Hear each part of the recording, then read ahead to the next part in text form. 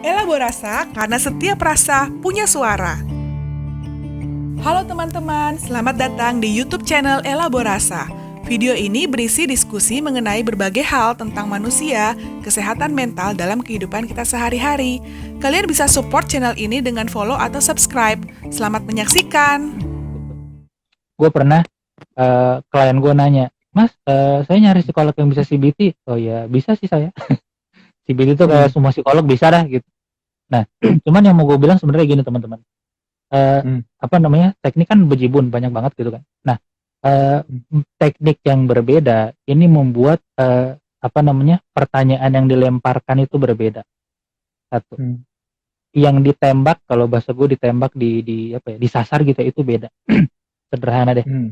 CBT yang ditembak apa sih? Mungkin teman-teman akan mendapatkan pertanyaan-pertanyaan kayak waktu Anda merasa cemas, waktu Anda berhadapan dengan atasan, pikiran apa yang muncul? Pikiran otomatis apa yang muncul? Jadi yang dikejar itu nanya pikiran. Sementara mungkin kalau psikodinamik, kalau humanistik yang ditanya adalah yang kamu rasain apaan? Gitu. Nah, dan teknik-teknik terapi ini juga punya orientasi waktu nih. Mungkin kalau CBT nggak akan terlalu ngubek-ngubek masa lalu. Nggak akan terlalu ngubek-ngubek masa lalu. Tapi kalau psikodinamika, bakal ditanya, dulu pas masa kecil gimana, relasi sama orang tua, dan lain-lain gitu kan. Nah, walaupun teknik lain mungkin nanya, gue keribetan gak jelasin ini. Tapi itu nggak akan jadi hal penting banget. Kan? CBT mah yang dikejar tetap irrational belief. Itu teman-teman. Nah, disinilah teman-teman bisa menentukan apakah teknik ini cocok apa enggak. Gitu. Karena gue cerita realita aja deh. Ada yang ngerasa apa namanya, ketika dilakukan teknik CBT gitu, kok berarti diinterogasi sih mas, ada yang kayak gitu kan. Gak suka dia, kenapa lah, orang datang ke psikolog mungkin dengan masalah emosional gitu kan, udah butek gitu dan malas ditanya, contoh. Ya, so jangan nanya saya banyak-banyak gitu, saya nggak bisa mikir gitu kan. Nah, ada lagi klien yang tidak bisa ditanya tentang perasaannya, tapi senang diskusi intelektual. Ya kan? Kayak gitu malah gak usah nanya perasaan, yang gak usah sosok nanya masa lalu gitu. Gitu sih. Jadi ini teman-teman, teknik psikoterapi itu banyak beda-beda, teman-teman perlu tanya psikolognya bisa apa. So teman-teman googling lah. Googling sekarang, info di Google banyak gitu kan. Tanya aja dulu dia bisanya apa, apakah mungkin teknik ini bisa membantu kasusnya teman-teman gitu. Dan bahkan kasih pertanyaan yang nyebelin, kira-kira berapa lama. Itu pertanyaan paling ngeselin loh. Tapi perlu kita jawab ya sih. Tapi perlu kita jawab. Gitu dulu. Apalagi? Ada mau komentar dulu? Maksudnya apa? Gue pengen menekankan yang tadi di awal banget lo bilang sih, maksudnya kayak ya untuk mengatasi gangguan mental ini tuh ibaratnya nggak bisa cuma sehari 2 hari selesai gitu. 1 sesi 2 sesi itu selesai tuh enggak. Itu sih yang perlu ditekankan ya teman-teman semua. Maksudnya ibaratnya nih ya, gangguan mental itu kan muncul atau timbul tuh kan karena tumpukan dari masalah-masalah, atau yang tadi Mas Ari bilang mungkin sampah-sampah yang udah disimpan sama kita semua mungkin sedari kita kecil gitu loh. Dan itu tuh keberesinnya nggak mungkin kayak cuma sehari selesai gitu, nggak sama sekali, nggak semudah itu gitu. Obat Jadi juga nggak karena begitu. betul gitu. Jadi ibaratnya tuh ya apa? eh, Mungkin karena kita kan sebagai orang Indonesia kan seringnya kan mikirnya adalah yaitu asal minum obat tuntas selesai, pengen kan cepet selesai gitu kan. Padahal untuk menuju pulih itu tidak sesimpel itu, semudah itu gitu, satu selesai selesai. Nah, ibaratnya nih ya, ketika di pertemuan pertama nih, misalkan seorang itu datang ke psikolog atau psikiater gitu kan ya, ya gimana ya, kita ini kan pertama bukan dukun ya, makanya kita juga nggak tahu tiba-tiba nih orang sekali kita udah ketemu ngeliat, kita langsung udah tahu masa kecilnya gimana, ini gimana, apa gejalanya sekarang gimana, dan segala macam itu nggak mungkin gitu. Dan kadang kalau kalau itu kan kita harus membangun dulu yang namanya kepercayaan dulu, ya kan, maksudnya aliansi terapeutik kayak dulu gitu kan, dan itu baru terbentuk biasanya malah di pertemuan pertama gitu. Jadi kadang Benar. di pertemuan pertama malah justru nggak apa ya, nggak langsung ngomongin Nggak ngomongin soal, masalah, betul, nggak ngomongin masalah, malah justru malah kayak kenalan ya dulu. hal-hal, iya, hal-hal apa namanya remeh-temeh lah anggapannya gitu ya, yang kayak gitu karena beberapa orang juga mungkin masih nggak nyaman gitu untuk ngomongin permasalahannya gitu. Nggak Benar. semua orang tuh datang-datang tuh untuk nyari solusi. Pasti yang lo sering kasih tahu gue tuh, orang tuh datang ke ruang terapi itu tuh pasti udah kayak ada awan hitam pekat dan gulungan gulungan benang kusut gitu di Hmm. kepala mereka gitu loh. Jadi sulit Hmm. gitu kalau misalkan tanpa babi bu kita langsung coba terobos tuh malah makin ngekusutin tuh benang gitu. Jadi kan yang perlu Hmm. diketahui oleh terapisnya itu adalah bagaimana kita nyari titik awalnya dulu itu gitu, dan untuk nyampe ke situ kan butuh apa ya, usaha yang lebih dari itu gitu, nggak cuma sekedar langsung ya ada apa, oh demam terus udah berapa lama bla bla bla bla, ya ini obatnya selesai gitu, nggak semudah itu gitu. Itu yang pertama. Iya. Terus yang kedua tadi soal psikoedukasi itu bener banget, maksudnya ya ketika orang itu datang ke ruang terapi dia bingung apa yang terjadi sama diri dia gitu, meskipun emang udah Mhm. googling apa segala macam tapi dia nggak tahu gitu tentang itu gitu. Nah itulah pentingnya edukasi gitu, bahwa kita sebagai yang mungkin belajar tentang itu gitu, ngasih tauin ini tuh sebenarnya kayak gini dan segala macamnya gitu, supaya pemahamannya lebih mudah gitu. Jadi Hmm. memang psikoedukasi dan konseling itu juga merupakan salah satu tahapan juga sih untuk pembuka apa ya, pembuka pembuka awalan lah untuk mulai terapi pemulihan itu tadi gitu, sebelum nantinya ke arah psikoterapi yang tadi Mas Ari sudah sebutkan gitu. Sama satu lagi nih, gue waktu Hmm. itu pernah baca juga nih soal psikoterapi dan dibilang bahwa psikoterapi itu tidak ada psikoterapi yang lebih unggul, atau tidak ada teknik psikoterapi yang lebih unggul dibandingkan dengan yang lainnya. Hmm. Misalkan psikoanalisis lebih baik daripada CBT, atau CBT lebih baik dibandingkan dengan teknik aliran humanistik dan lain sebagainya, atau teknik kognitif doang gitu. Itu nggak Hmm. ada, karena Benar. semuanya itu adalah intinya balik lagi ke kliennya yang tadi Mas Ari bilang, bahwa Hmm. ya siapa tahu orang ini memang butuh digali lebih dalam lagi soal masa lalunya gitu, sebelum dia bisa memulihkan kondisinya sekarang, atau mungkin kita juga bisa berfokus pada yang sekarang aja dia udah bisa pulih gitu kan. Nah, Hmm. jadi kembali lagi ke kliennya masing-masing, kebutuhannya apa. Ya, kalau dia memang cuma bisa diskusi intelek aja, ya kenapa enggak? Kenapa harus kita capek-capek ngebongkar luka dia yang sebenarnya dia nggak bermasalah Iya. dengan itu gitu loh. Iya. Gitu. Jadi Iya. nggak apa ya, ibaratnya tuh jangan terlalu mendramatisasi datang ke psikolog juga, tapi juga jangan terlalu meremehkan sehingga tidak datang ke psikolog atau psikiater juga gitu loh.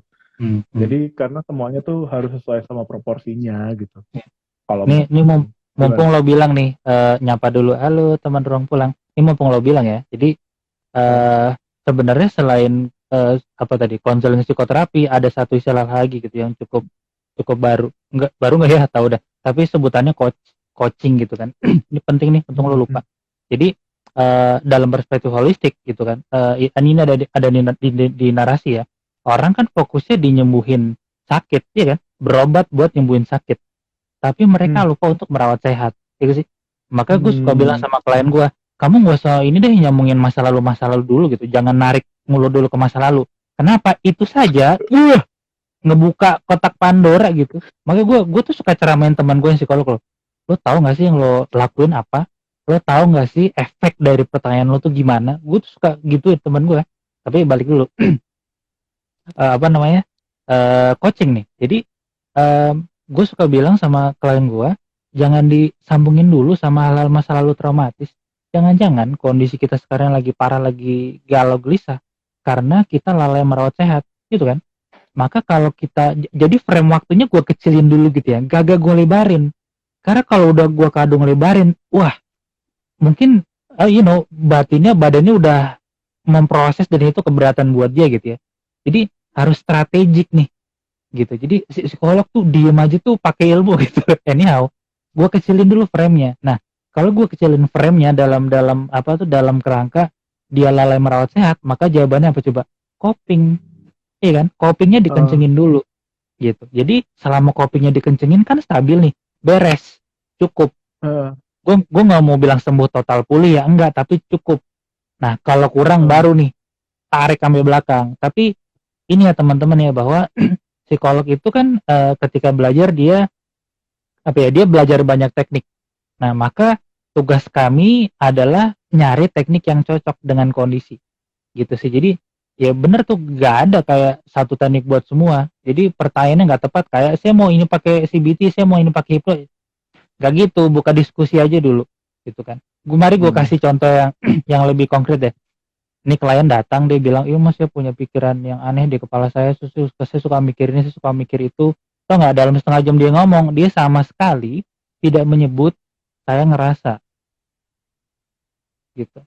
Ya udah, karena ngerasanya nggak timbul, maka pilihan gue sebagai psikolog adalah ya udah gue sikat pikirannya aja, enggak sih? Tapi kalau orang datang tahu udah nangis gitu kan, ya mas saya sedih banget kemarin, saya anjing saya misalkan ketabrak gitu kan, saya sedih banget ngeliat dia gini gitu, saya ngerasa kehilangan.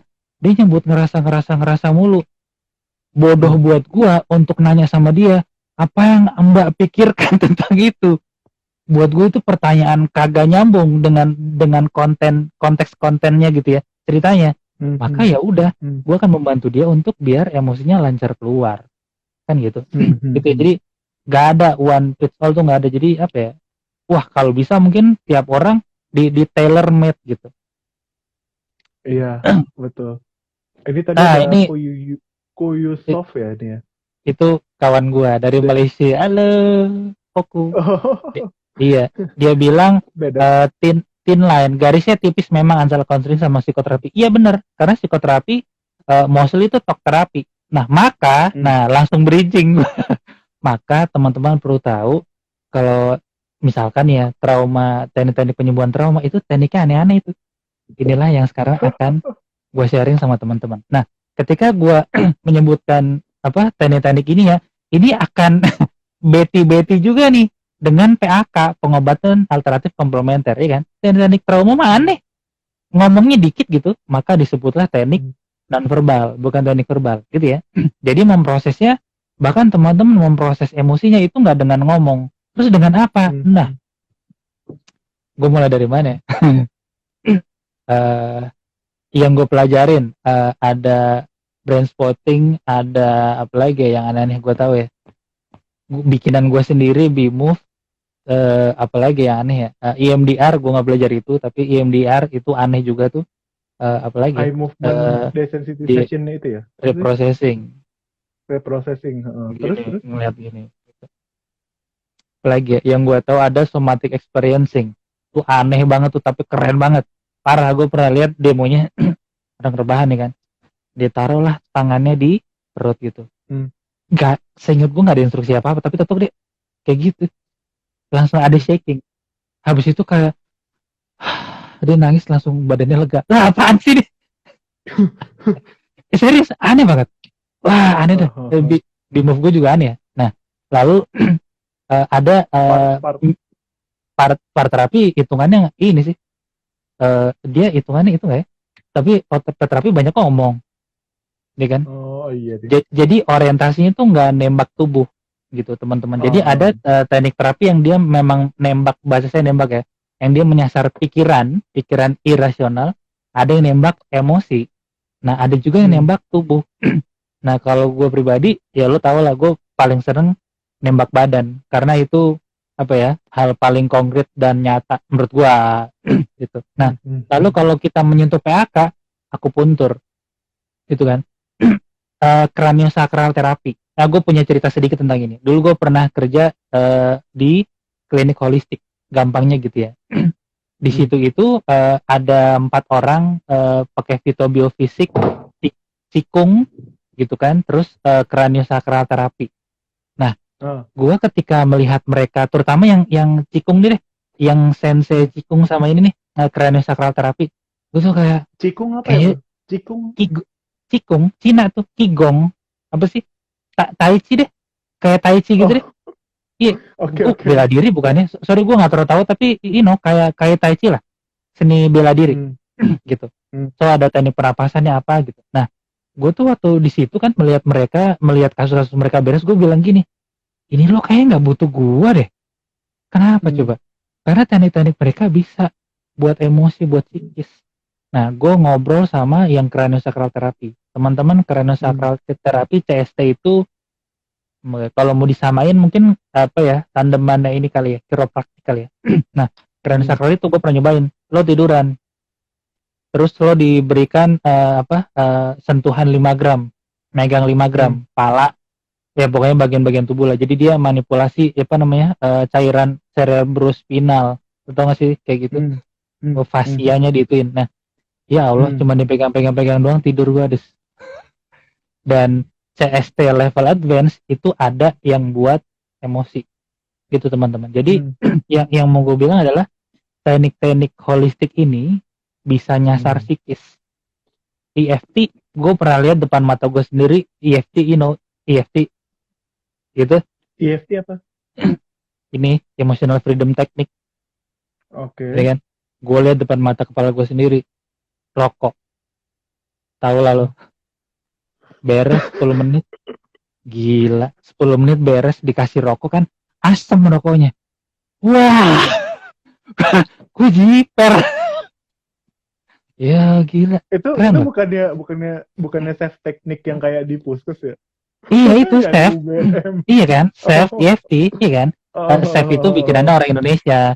Hasilnya kan EFT, terus ada chef gitu. Jadi teknik-teknik holistik ini nih keren loh. Cuman yang jadi masalah kan tidak disepakati ilmiah, iya kan? Dan teknik-teknik ini tuh lebih kayak apa ya? Mau sebut alamiah boleh lah. Ada yang nyebut TCM, traditional Chinese medicine. Akupuntur. Nah, akupuntur bisa kali buat psikis. Bisa banget. Iya kan? Pressure bisa. Lu tahu cara makainya aja. Nah, makanya kenapa pendekatan holistik. Nah, disinilah kita perlu menyatukan. Jangan misahin lagi antara mind, body, soul gitu loh. Orang-orang kan masih misahin ya. Makanya orang-orang tuh kaget kalau gua terapi gitu ya, pakai teknik-teknik trauma gitu, lah let's say nih ya, sinusnya hilang, alerginya berkurang, kaget orang-orang, lah kok ininya juga hilang, karena seluruh tubuhnya bener. Makanya gue suka pakai, yang gue suka pakai itu teknik-teknik tubuh trauma healing, karena benerin sistem tubuh, eventually benerin sistem mental juga. Lagi ya, bisa gue cerita ya, TAT, tapas acupressure teknik gitu, itu bagus banget, bisa mandiri gini doang, telek beres. mudah gitu kan. Cuman yang jadi masalah lagi-lagi tuh ya, secara keilmiahan gimana nih, ya udah. Tapi kalau gue pribadi mah ya kalau ngefek ya udah sih, kalau gue loh ya, iya kan, kalau ngefek ya udah gitu. Kalau gue hanya ini aja yang belum terjadi adalah penelitiannya belum kenceng aja gitu. Cuma maksud gue gini nih, semua metode penyembuhan kan dimulai dari ngetes, nyoba, iya kan? Tinggal nanti siapa yang mendapat asupan dana buat penelitian, kan gitu. Makanya exposure terapi itu penelitiannya bagus banget. Kenapa? Karena disetut dana dari Veteran Affairs. Padahal exposure terapi itu parah buat trauma. Iya, dikit cerita gitu. Exposure terapi itu seperti apa, Mas? Exposure terapi, flooding, tahu gak? Jadi kalau takut kucing ditongolin jebret. Hal yang ya dihadapkan pada traumanya atau pemaparan. Ya. Pemaparan paling simpel lagi nih ya, kita disuruh ceritain berulang-ulang tentang kejadian. Itu gila itu. Dan itu udah dibantah sama ahli trauma dunia. Itu exposure enggak, itu bikin retraumatisasi. Maka lo bisa bayangin kalau ada orang gitu kan, korban kekerasan atau apa gitu kan, dia ke ke instansi kepolisian, tanya berulang-ulang. Gue ngomong gini karena gue pernah ngalamin ya, klien gue, ya elah, yang beresin gue juga. So itu bikin parah. Maka ya jadi ngomong trauma, jangan terlalu sering nanya gitu. Tapi balik nih, teknik penyembuhan holistik nih, lo ada yang pernah lo coba gak? Gue pernah coba craniosacral terapi ya, TAT gue pernah nyoba. Akupuntur sayangnya belum, gue sangat ingin mencoba akupuntur. Dari dulu belum sempet. Tapi gue waktu itu pernah sih, ya gue cerita juga kan kalau kan waktu itu coba akupuntur juga. Ya waktu itu sih gue senang sih karena si terapisnya ini kan dokter ya basicnya ya. Jadi dia memang sedikit paham, bukan sedikit sih, makanya ya paham lah mengenai soal yaitu mind, body, and soul itu yang lo bilang holistik tadi gitu loh. Jadi kayak memang dia sendiri pun, nah ini yang penting nih ya, lagi-lagi maksudnya bukan berarti yang tadi udah Mas Ari sampaikan tuh banyak metode-metodenya itu tuh kayak udah pasti, wah ini bakal salah satu ini pasti akan jadi jalan saya untuk pulih gitu kan. Seperti yang di storyboardnya bilang, ketika memang satu jalan itu nggak bisa, ya akan ada alternatif lain gitu terhadap jalan lain ataupun sudut pandang lain untuk kita mencapai pemulihan gitu loh. Jadi jangan sampai ketika gagal atau tidak mencapai hasil yang maksimal di satu jalan terus kita nyerah gitu loh. Enggak gitu.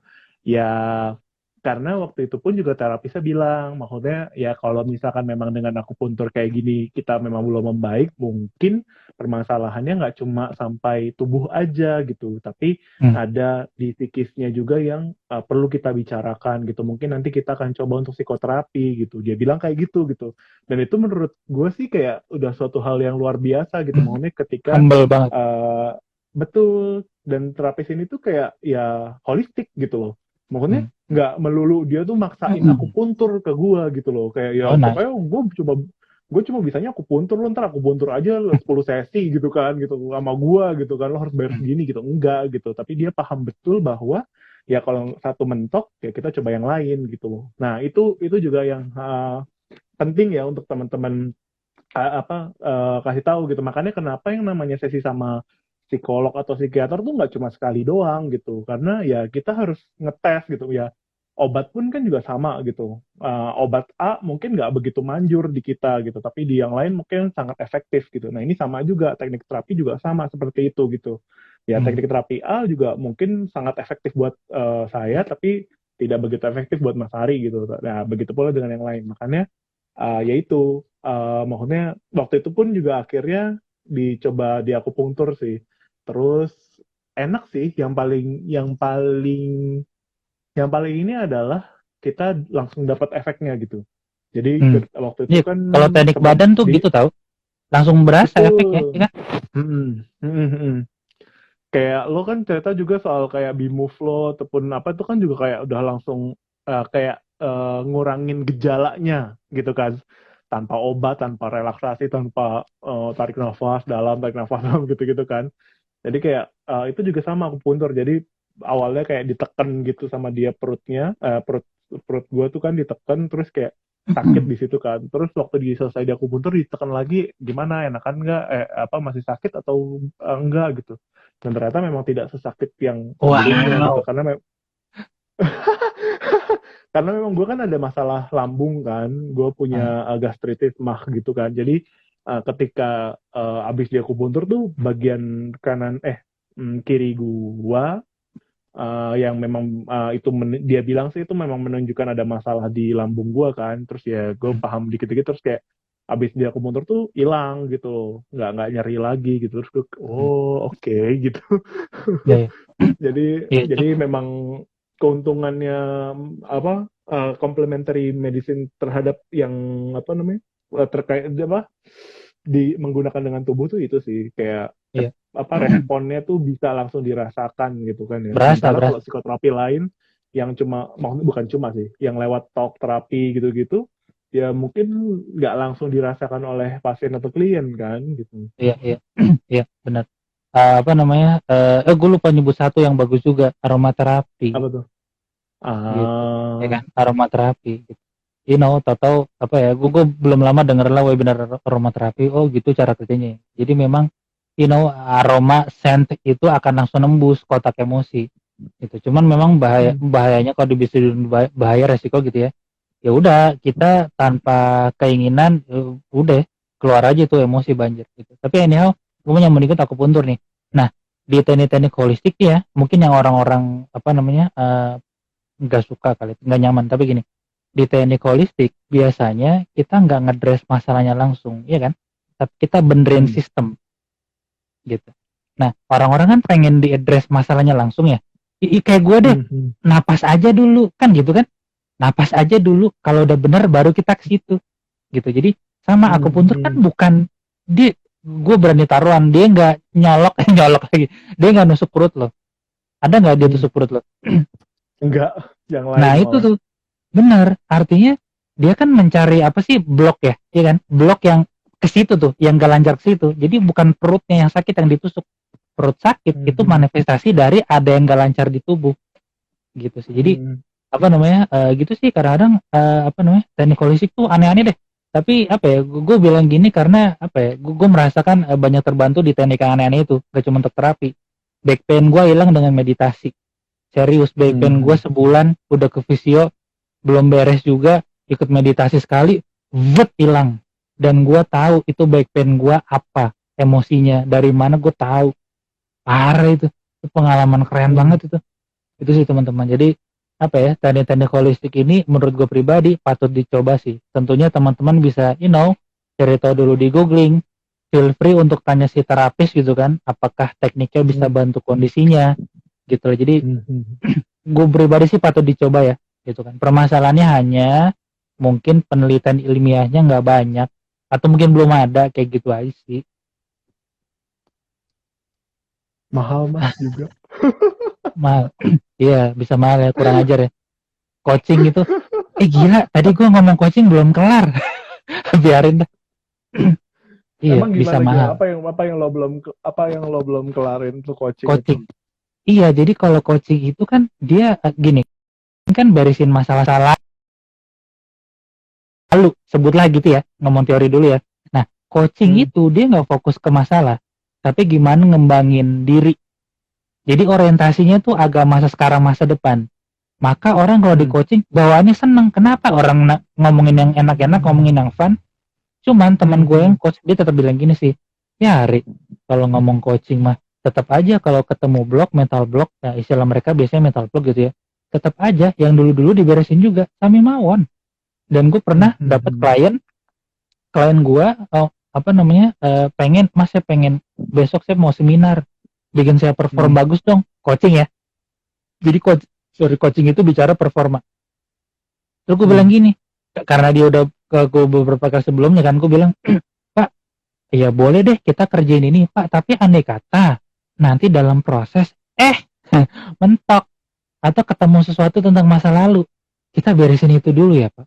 Wah enggak lah, beneran itu ketemu, nggak bisa. Dan apa ya, intinya dia apa ya, nggak bisa untuk nerabas, maksain dirinya perform, ngebayang dia ngomong bagus, nggak bisa. Tetap akhirnya yang apa ya, yang menyeret dia, dragging dia dari masa lalu harus gue beresin itu teman-teman. Jadi ada konseling, psikoterapi, coaching. Still gampangnya kalau coping yang dilakukan kayaknya nggak ngefek-ngefek, kalau coachingnya juga kayaknya nggak bagus-bagus, nggak mentas-mentas.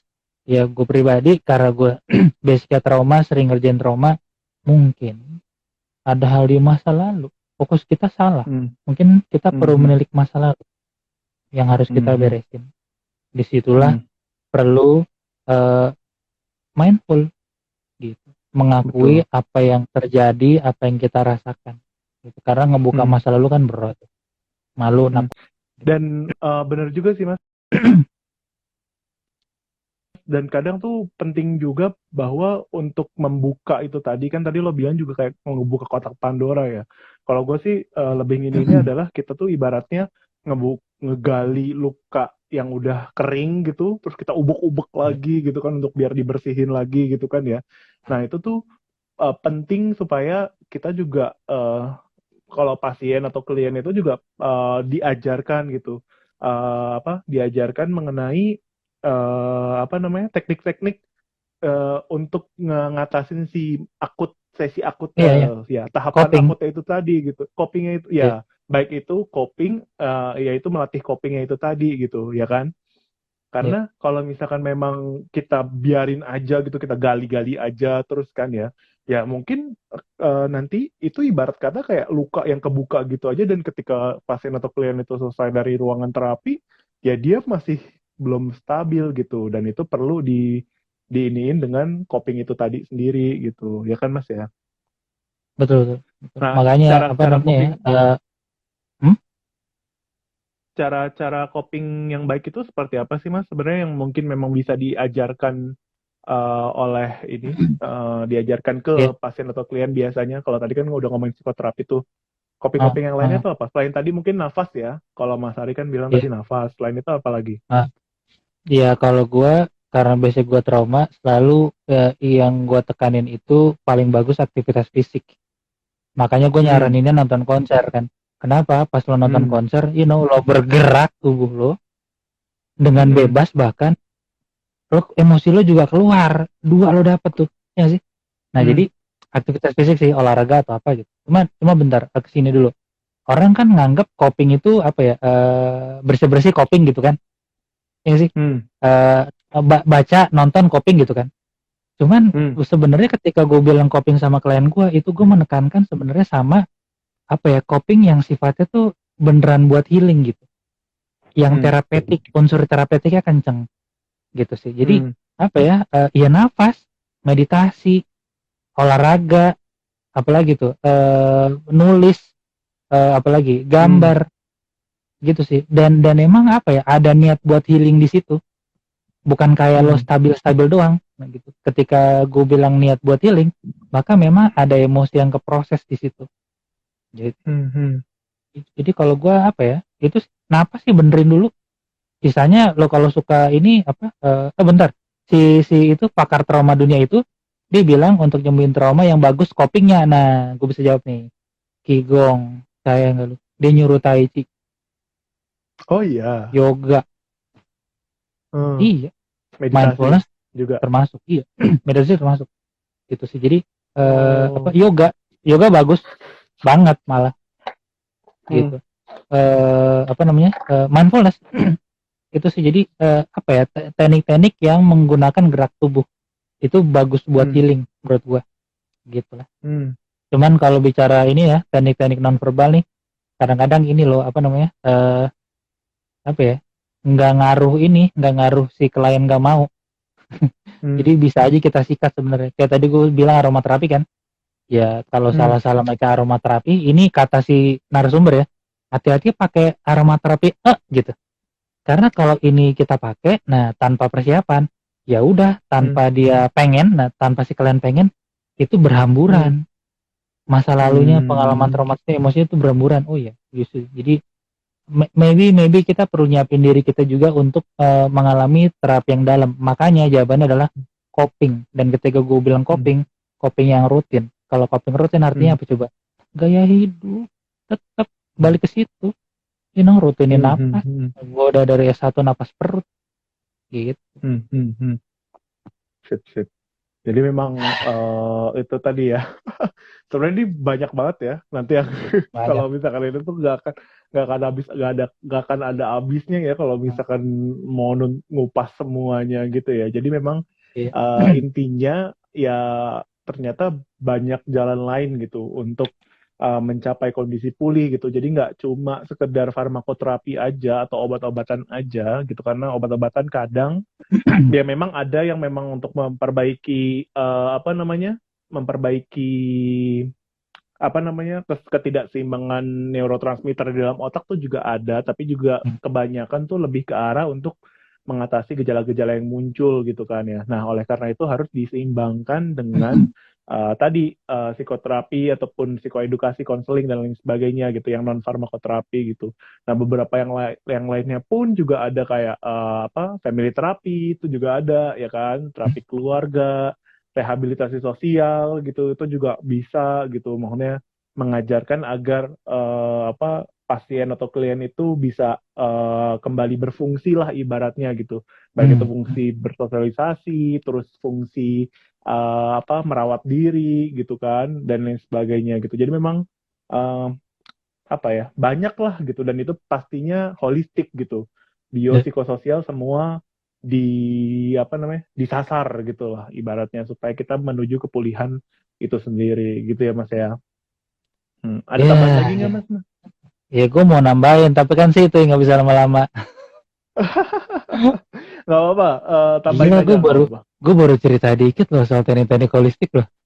Jangan lagi kapan-kapan sesi khusus sendiri buat teknik trauma healing sama teknik-teknik holistik.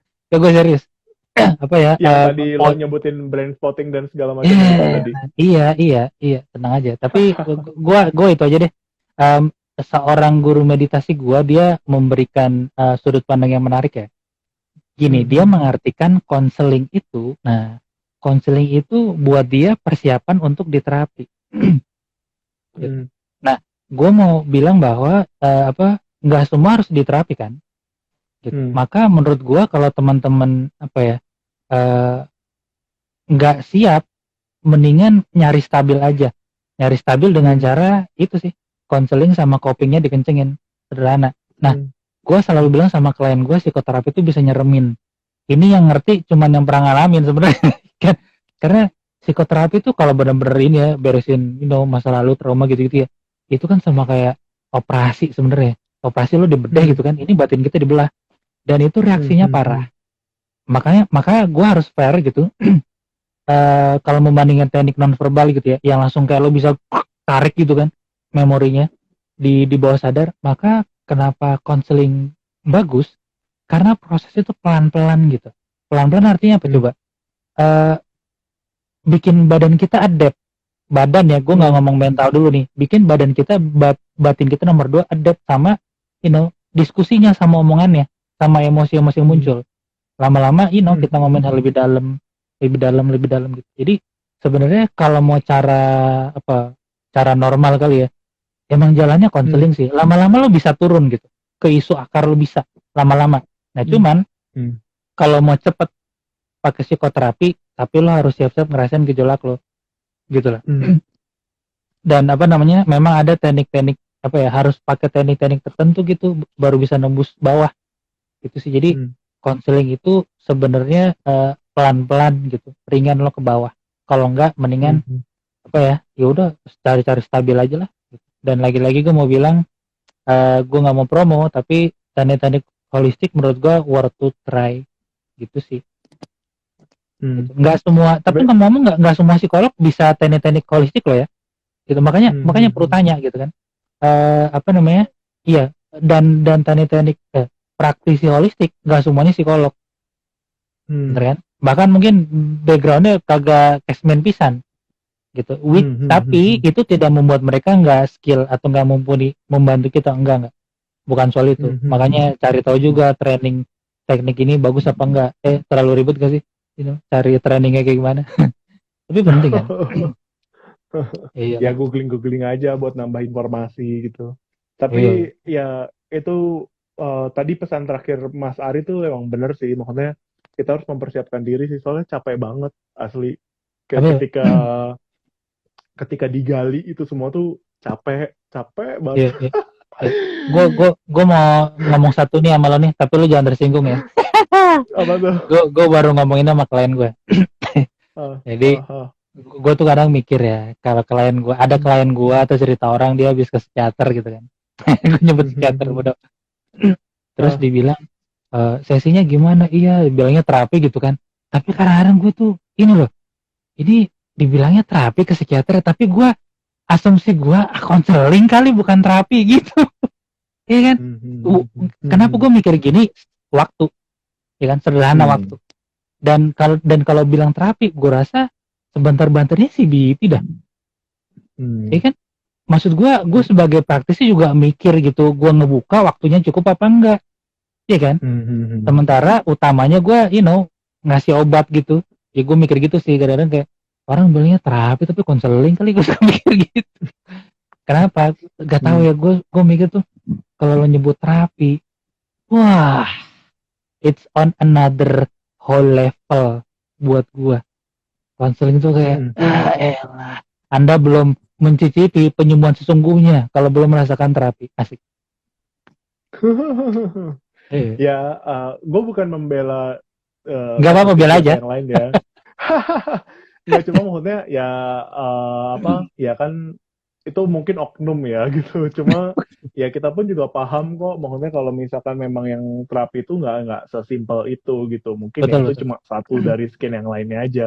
Ya sama aja kan kayak yang tadi lo bilang, psikolog nggak semuanya bisa terapi itu tadi gitu kan. Betul. Gitu. Jadi memang lagi-lagi nggak bisa dipukul rata seperti itu. Dan memang yang nggak dipungkiri juga, kita kadang kalau psikiater itu karena memang basicnya dokter, jadi ya terkadang masih disease oriented gitu loh, mikirnya gitu loh. Tapi ya nggak semua gitu. Tapi ketika kita udah belajar apalagi soal psikiatri, ilmu mental, jiwa gitu kan, itu ya kita pasti tahu soal itu gitu loh. Gitu. Jadi Iya, ya gue tahu ada psikiater yang dia fokus di psikoterapi. Bahkan gue tahu hmm, ada psikiater yang totally nggak ngasih obat, tapi ngapain coba? Ngajarin meditasi. Salut gue tuh, hmm, mantap. iya. Jadi gitu ya. Ya, jadi mungkin itu aja ya Mas ya. Iya, iya, iya, iya. Maaf, maaf, maaf.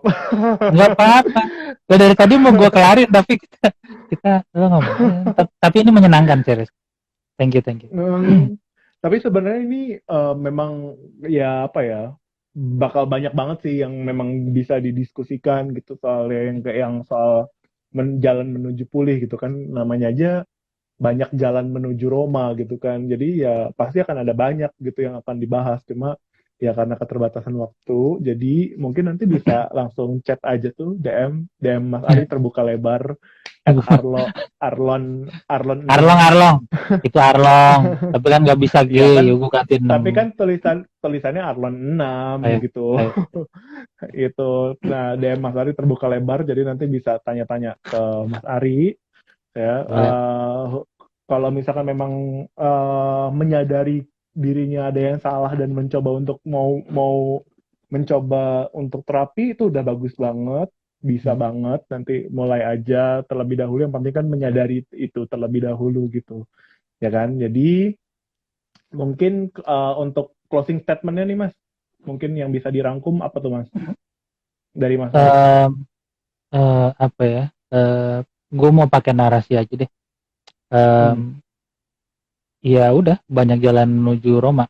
Jadi banyak banget teknik-teknik penyembuhan. Oke, teman-teman harus lebih mencerdaskan diri gitu untuk nanya psikolognya, nanya terapisnya dia bisa teknik apa dan apakah tekniknya ini bisa untuk bantu kondisi teman-teman. Harus, itu hak, itu hak. Itu ini yang ngajarin gue guru besar UI ini. Enggak, konsumen itu klien harus nanya sebenarnya. Nanya si psikolog bisa teknik apa, biasa ngerjain kasus apa, kasusnya beres apa teknik apa. So tanya gitu. Itu satu. Kedua, apa namanya, teman-teman, kalau kita bicara penyembuhan yang total holistik, nah itu akan melibatkan perbaikan gaya hidup gitu.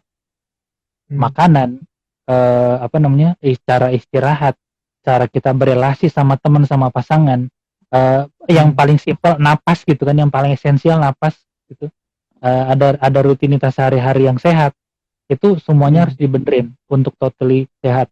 Itu jadi ya siap-siap aja untuk merubah semua, dan gue rasa worth it ya, dengan segala capek perjuangan malesnya gila-gilaan, kata-kata orang, wah ntar yang enak teman-teman sendiri kok. Gak usah khawatir sih. Terus sisanya itu sih, selain teknik-teknik yang disepakati secara ilmiah, ada namanya PAK, pengobatan alternatif komplementer.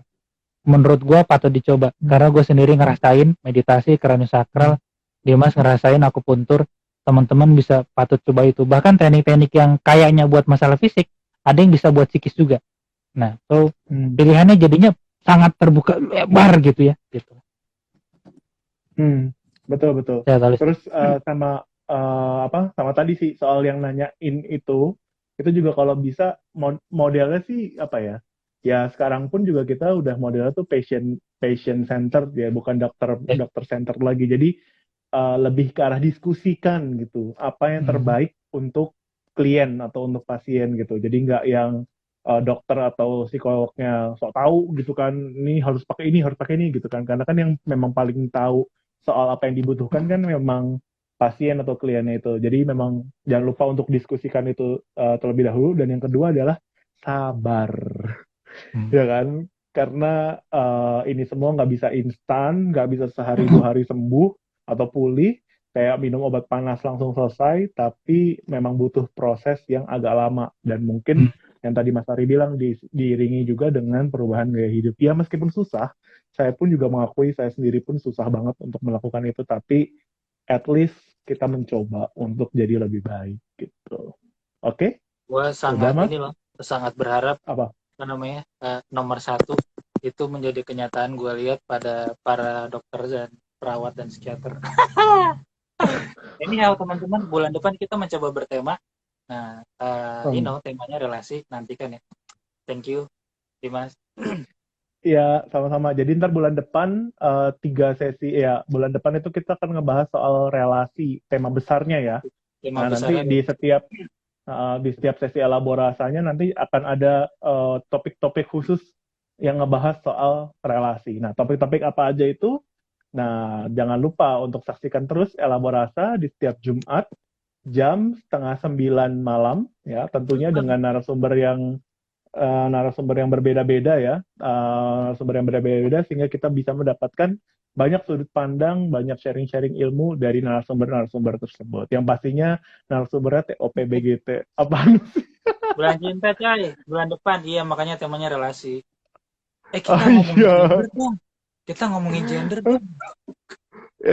Ya nanti itu dibahas nanti di grup. Siap. Nanti kita boleh tuh. Mungkin relasi bisa dikaitkan juga nanti dengan gender. Bisa nggak ya? Bisa kan? Bisa. Ya, mungkin gitu aja. Sekian dari kita. Ada yang mau ditambah lagi, Mas Ari? Udah. Cukup. Udah? Thank you. Cukup? Oke, ya. Terima kasih yang memang sudah masih nonton kita dari awal live sampai sekarang. Kalau misalkan memang nanti kelewatan, nanti bisa tonton lagi siaran IG live-nya di IGTV. Nanti juga niatnya sih kita akan ada satu channel tersendiri yang berisikan IG live kita dari awal, dari episode pertama sampai episode 20. Nanti, apa? Kamu teaser deh. Ya kan nggak apa-apa dong. Gitu. Iya, nggak apa-apa. Itu kan itu early information gitu. Ya teaser. Jadi nantikan terus elaborasa karena kita akan selalu bahas hal-hal yang memang terkait dengan kesehatan mental. Karena setiap rasa punya suara. Ya, terima kasih semuanya. Makasih ya Mas Arya. Ya, happy weekend. Assalamualaikum. Good night. Terima kasih buat kamu yang sudah nonton. Kalian bisa kasih like, tulis di kolom komentar jika ada pertanyaan, cerita, atau saran tentang topik yang sudah kita bahas tadi. Atau bisa juga kasih masukan tema apa yang ingin kita diskusikan bersama di tayangan berikutnya. Sampai jumpa di elaborasi selanjutnya.